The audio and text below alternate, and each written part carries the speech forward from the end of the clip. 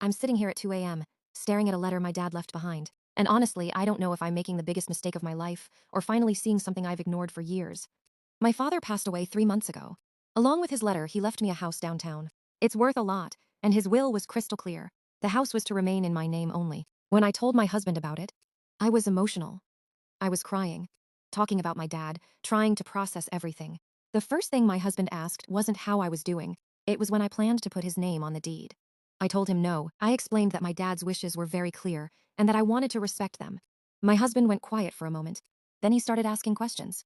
He wanted to know how long I'd known my father felt that way about him. He accused me of hiding things. He said a good wife wouldn't keep secrets, and that the fact I never warned him proved I didn't trust him. The whole conversation somehow shifted away from my grief and became about what I had supposedly done wrong. I kept telling him I didn't know my father had written those things. I thought they just didn't get along. But he wasn't letting it go. After a while, he changed his approach completely. He sat beside me, took my hand, and spoke softly. He said he understood my father was protective. He said adding him to the deed wasn't about taking anything from me. It was about protecting our future. He told me that if something happened to me, the house could get tied up legally. He said he was only trying to handle practical matters while I was grieving. Then he started talking about marriage. He said we were a team. He said teams don't keep score. He said my father didn't understand modern relationships. For a moment, I almost felt guilty for saying no. But when I refused again, everything changed. His expression hardened. He stood up and told me I clearly didn't see him as an equal partner.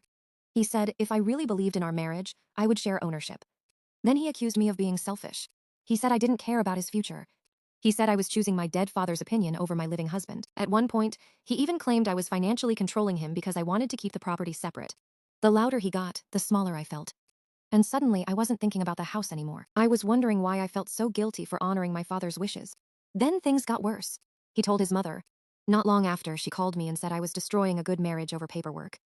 She told me my father was gone, and that I needed to focus on my living family. My husband eventually gave me an ultimatum. He said he wasn't sure he could stay married to someone who treated him like a tenant instead of a husband. That's when I went back and reread my father's letter. One line hit me harder than anything else. My father wrote, I see how he talks to you. Then another, I see how he makes everything your fault. And finally, I am leaving this to you alone because I am afraid of what happens when I am no longer here to protect you. I've read those words dozens of times now.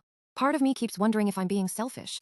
But then I remember how quickly my husband made my inheritance about himself. I remember how guilty he made me feel. And I remember how loud his voice got when I said no. Now I'm seriously considering divorce. And I can't stop wondering if my father saw something I was too close to see.